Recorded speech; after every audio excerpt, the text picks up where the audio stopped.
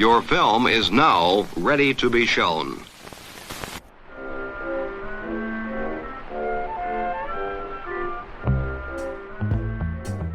Good morning. I'm Justin Hendrix, editor of Tech Policy Press, a nonprofit media venture intended to provoke new ideas, debate, and discussion at the intersection of technology and democracy. Every now and again, a story that has a technology element really breaks through and drives the news cycle. The Atlantic reporter mistakenly added to a text chain with top security officials just released the messages that have started a massive national security controversy. Jeffrey Goldberg says he was accidentally added to that chat, which he says included sensitive details about U.S. military strikes in Yemen. The Atlantic reports Hegseth notified the group of a planned timeline for flights of F-18 fighter jets, MQ-9 Reaper drones, and Tomahawk cruise missiles that were launched for the mission. The White House today says those are not war plans, claiming the entire story is a hoax. These are shockingly detailed descriptions of the bombs that are about to fall in Yemen, and Jeffrey Goldberg is getting these details many minutes before the bombs fall. If this is not classified information, I would like the president to tell us what would count as classified information. This week, the Trump administration is reeling after the Atlantic magazine's Jeffrey Goldberg revealed that he was on the receiving end of Yemen strike plans in a Signal group chat between U.S. Secretary of Defense Pete Hegseth and other top U.S. national security officials. User behavior, a common failure point, appears to be the blame in this scenario. Inviting the wrong person into an encrypted chat group obviously compromises the security of that group. That hasn't stopped folks like Mike Waltz, the national security advisor, from appealing to a certain special government employee. We're going to get to the bottom of it. I just talked to Elon on the way here. We've got the best technical minds looking at how this happened. To discuss Signalgate, as some are calling it on social media, I invited two individuals I've had the pleasure of collaborating with to share their expert considerations. I'm Ryan Goodman. I'm a professor of law at NYU School of Law, co-editor-in-chief of Just Security.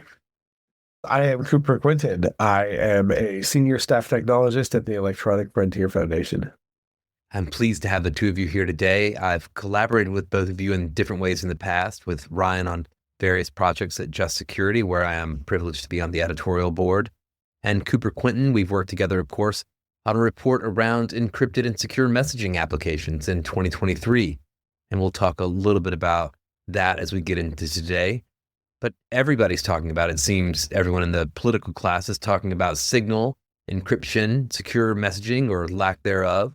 It's been, 48 hours now? A little bit more than 48 hours of Signalgate since the news broke in the Atlantic of this chat conversation between various top Trump administration officials.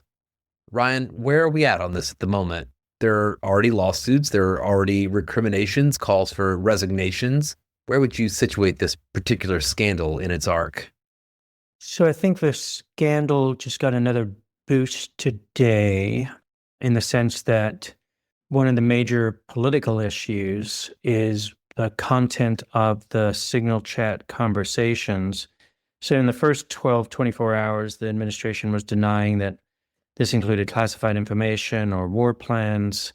And so the Atlantic turned around and then published all the text messages that did contain that information. So that's significant in the sense that it will hurt some of the initial supporters of the administration on this. Democrats on the Hill have called for investigations, resignations, and things like that. There's reporting from Axios and others that there's internal division in the administration of some trying to point the finger at Pete Hegseth because he's the one that shared the most highly classified information on the Signal group. And there are definitely Republicans on the Hill that are at a minimum saying that this was a mistake and the administration should own up to it, but they don't go as far as of yet to say that this has to be investigated or people need to resign. So that's the political side. The legal side, we'll probably get into this. I did a bit of an analysis of what would be the criminal laws that would apply were there an independent Justice Department looking into this. And there's a lawsuit from American Oversight on one of the aspects that I'm sure we'll get into, which is that there's a very likely violation of the Federal Records Act in the use not just of this unsecure platform, but rather that they are disappearing messages is the equivalent of destroying federal documents. I want to ask you one more question to situate us on this. Given your history of covering these types of things at Just Security, covering various other scandals around official documents or national security secrets or that sort of thing, how would you characterize the level of the infraction here versus prior events? What are you comparing it to? There is in some ways no comparison. I've never seen anything like this in my life. And so much so that I can give an example of a past criminal case that is not anywhere near the magnitude of this one in a certain sense of what happened. But in fact, a senior member of the administration at the time was going to be charged. John Deutsch was the head of the CIA in the 1990s. It's discovered after he leaves office when they're cleaning up his home office that he's been using his personal computer device for classified information. The Justice Department under Attorney General Janet Reno basically declines to prosecute or indict, I think just sweeping it under the rug.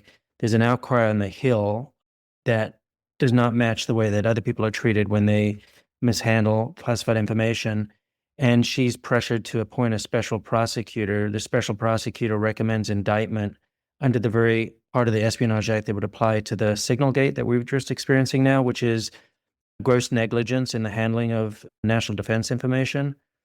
And in fact, so that's the recommended indictment of the head of the CIA, former head of the CIA. And they actually get from him a plea agreement. And the story ends with the following, which is it's a Friday. They don't get the signed plea agreement to the court on time. And the next day is Saturday, the last day of the Clinton administration. And on the last day of the Clinton administration, he surprises the Justice Department by pardoning Mr. Deutsch. But it shows you how far it got. And so I think that's, to me, the greatest equivalent. And it really is the legal frame that's most relevant under the criminal law, which is the gross negligence in the mishandling of national defense information.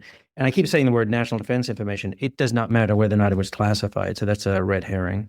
We can get into that. I don't like that this information was classified, but that shows you where we're at. Cooper, I want to bring you in here as someone who has trained people on secure messaging, who has thought a lot about encryption, both from a design perspective, but also from an engineering perspective. You're seeing lots of headlines go past about Signal. You're seeing memos about Signal vulnerabilities, apparently sent at the Pentagon, which I know Signal has attempted to correct the record on. I don't know, what were your first thoughts when you saw this situation start to unfold?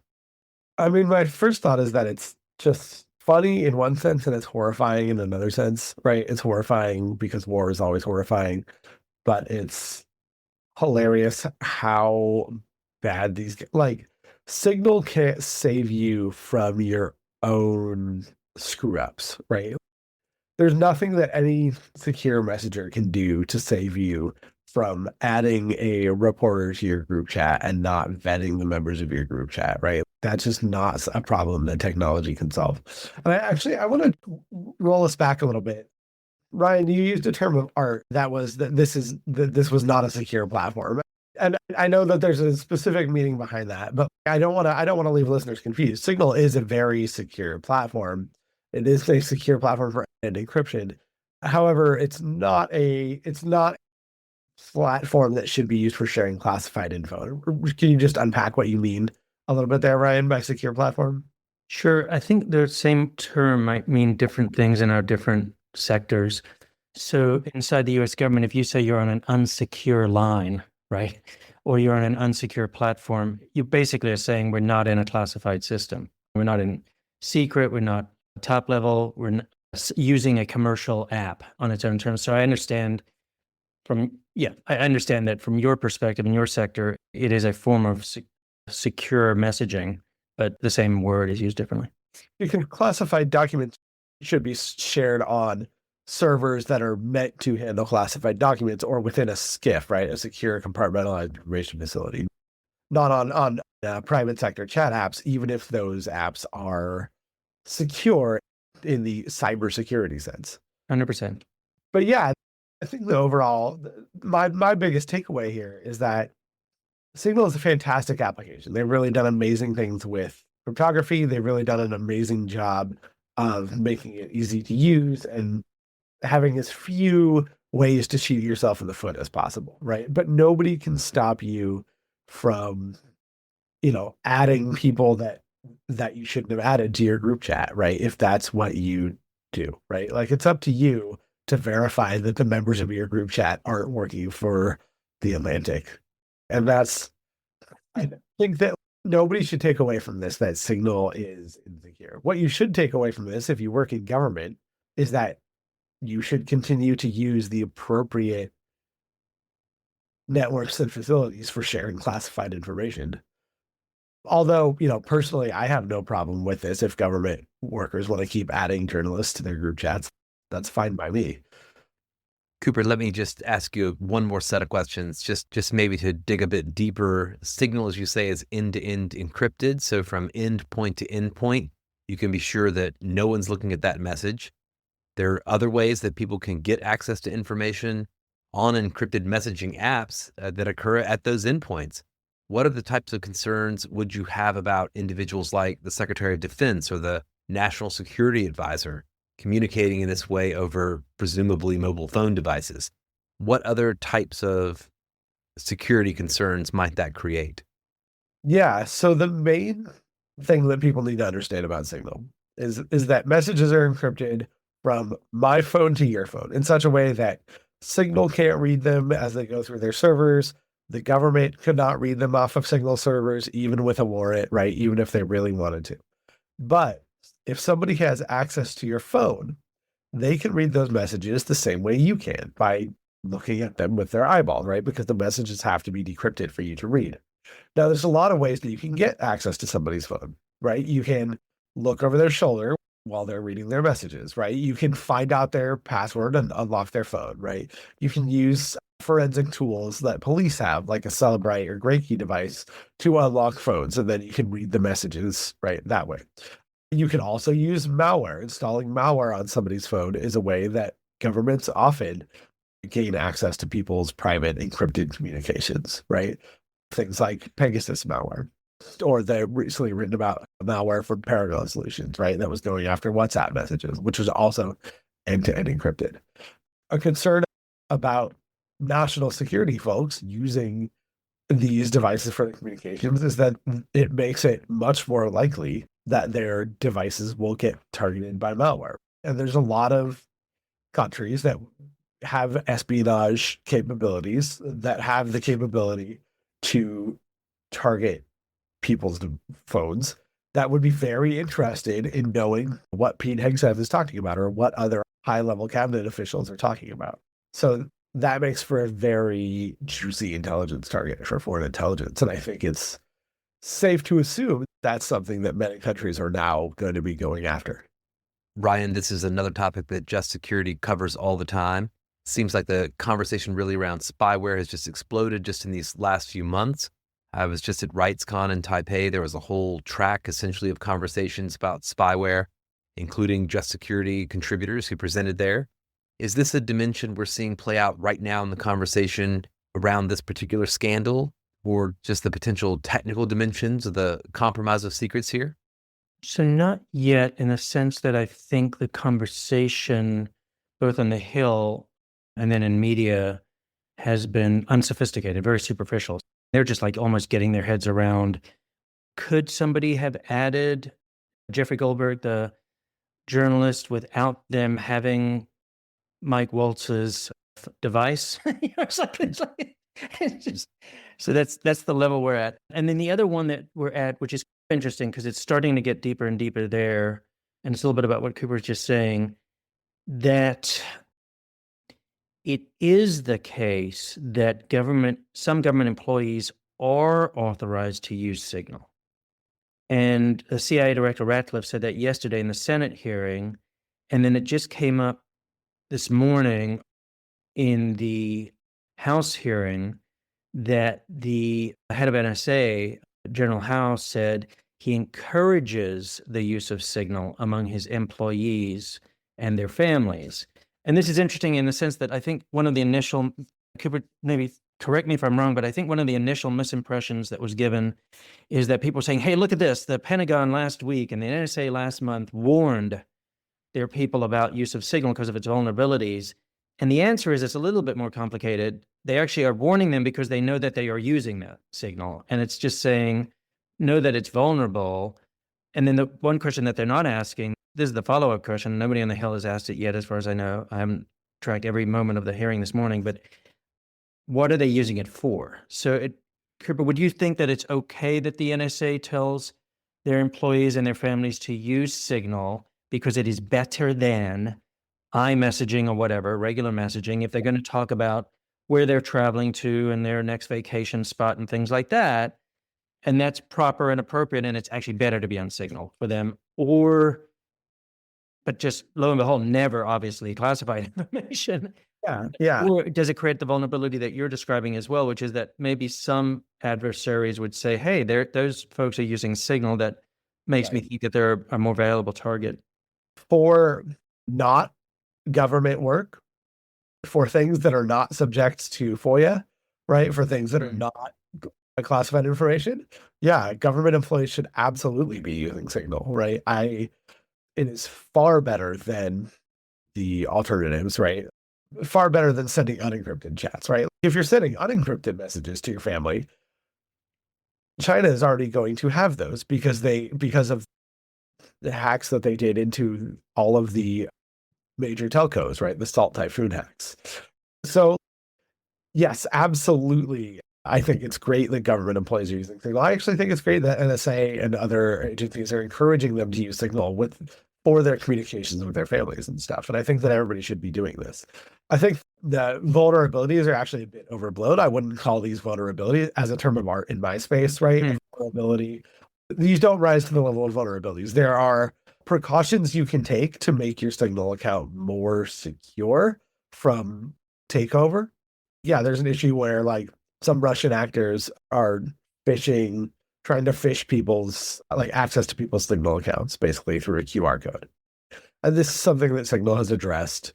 This was something that started in the war in Ukraine.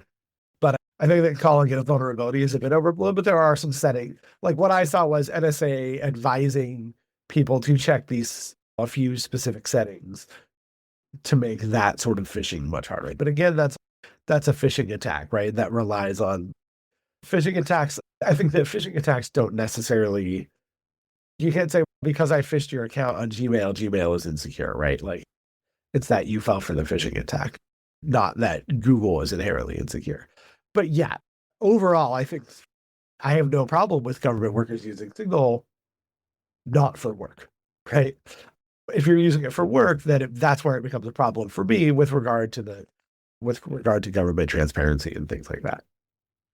So, Cooper, I haven't been through all of the messages that have been published today at The Atlantic in terms of the types of material that's being shared. What I have seen, I haven't yet seen any instances, for instance, where folks are sharing URLs. But one thing I wanted to ask you about in particular is whether in the case of sharing URLs, if that potentially opens up a vulnerability, or maybe I should say not a vulnerability, but a potential vector like phishing or other mechanisms that might create a complication for people in the situation that these individuals are certainly in, where foreign intelligence agencies are almost certainly attempting to follow their communications. Yeah, so there is one issue that we pointed out in our report with link previews on Signal, which is where when you send a link, it displays a graphical preview of that link, right?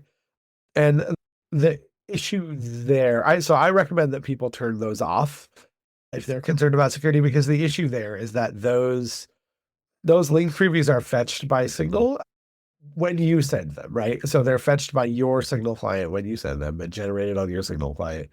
And they reveal to the person who controls the link that you are using Signal, right? That your IP address and the fact that you're using Signal. And then if that link is unique, right? If it has a tracking ID at the end of it, right? !, share ID equals blah, blah, blah, right? You get like you see on Instagram messages.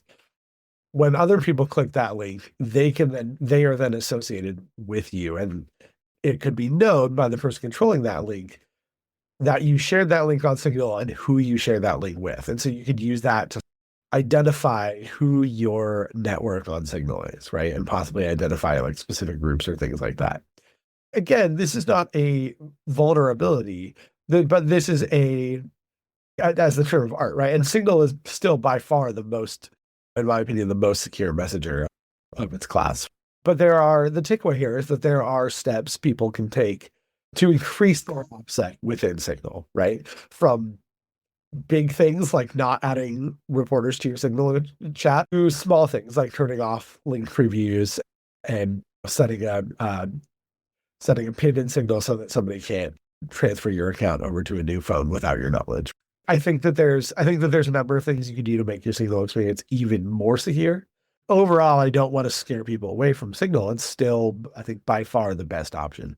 I realized that I hadn't answered what I think was a really good question for Ryan, is that does installing Signal on your phone make you more of a target for hacking, right? I don't think that's the case at all, right? If you are somebody who is important in national security, like you make a good target for hacking, regardless of whether you're using Signal or SMS messages, right? I don't think that it makes it like more likely that you're going to get that your phone is going to get targeted because you're using a specific app. What makes it more likely to get targeted is who you are, right? And what you do in the world. Ryan, I'm just going to ask you a last question about the contents of the communications. Just what I've seen so far, I think there's ultimately like an extremely dystopian aesthetic to these messages. Seeing U.S. officials celebrate the murder of individuals from the sky with emojis and fire symbols and things of that nature. I don't know, is there anything in that you would care to comment on, just the nature of the communications, what it reveals about the way we're doing business? So just in answering the question coming from another like hat that I wear, as a matter of law, I'm not sure I'd sign on to the word murder if we're in an armed conflict with the Houthis and the like. But everything else that you said, yeah, there's something very distasteful and unusual that we've all gotten a deep insight into it. And I know from a colleague who works with people on the ground in Yemen that they're reading these text messages in a different way that I think maybe some Americans are like, good God, is this how you consider our lives? You know, because there's also potential for civilian casualties, all sorts of things like that.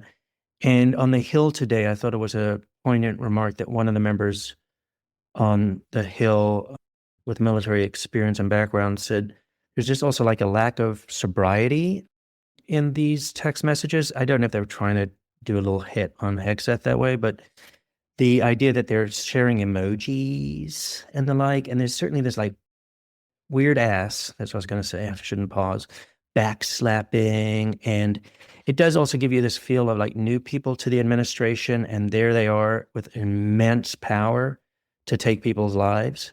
And it seems like there's an element to which there's like an elixir to that, rather than the opposite approach, which is to understand the sober nature and the gravity of those kinds of decisions and what's being done. So yeah, I thought that was another aspect of this that we should not lose sight of, because there are other dimensions to the scandal that are also important, but this is one too. And perhaps that goes too far using that word, but I will say there is one instance at least where a single individual is apparently being targeted, and it's noted that he was targeted when walking into his girlfriend's building and the entire building was flattened. So hard to know exactly what the scenario was there. Good point. Seems like an extraordinary amount of force. And of course, there's a likelihood of innocent bystanders, civilians being targeted along the way. Last thought as we close, what will the two of you be looking for the next couple days on this? Cooper, is there any technical dimension to this that you're looking for more information on? Or Ryan, what are you watching on the legal side? Cooper, you first. Yeah. What I'm hoping doesn't happen is that I'm hoping that people don't look at this and go, obviously I shouldn't use Signal and move to less secure alternatives like, God forbid, Telegram, right? Signal is definitely still the best option for most people for secure messaging, and it is very secure, right? And I wish people would stop using the term vulnerabilities for the issues that have been raised, because these are like things you can do to improve even more your security within Signal, but they are not vulnerabilities. So that's the main thing that I'll be looking for, is people wrongly yelling about Signal is compromised or Signal is vulnerable because it lets you add journalists to your classified group chats, right? And that's not the takeaway here. I think the takeaway should be that like Signal is so good that even high-ranking members of government are tempted to use it for classified conversations, which they, of course, shouldn't be doing. And I think that should be the focus here, right? Is that this is an inappropriate use of Signal by the government, not that Signal. I don't think that Signal should really even be the focus of the conversation here, right? The focus should be that this is not how classified conversations are supposed to happen.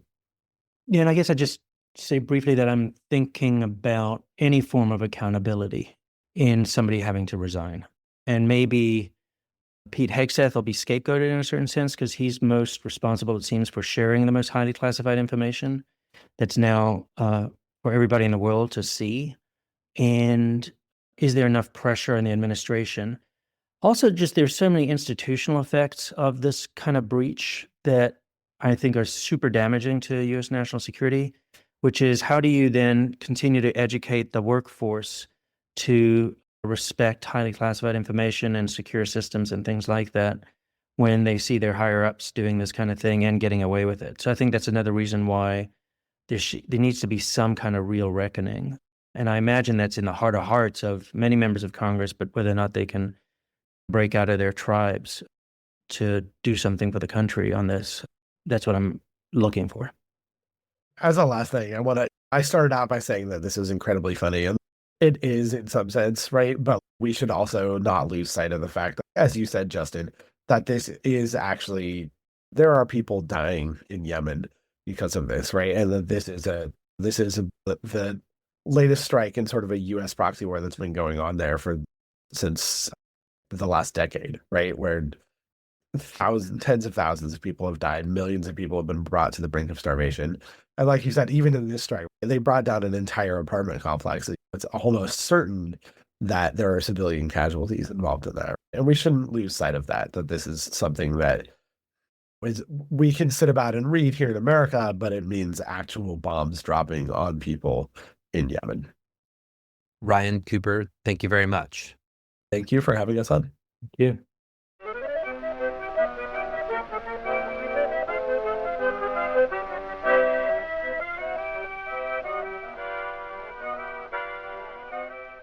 That's it for this episode. I hope you'll send your feedback. You can write to me at justin@techpolicy.press. Thanks to Ryan Goodman and Cooper Quinton. Thanks to my co-founder, Brian Jones. And thank you for listening.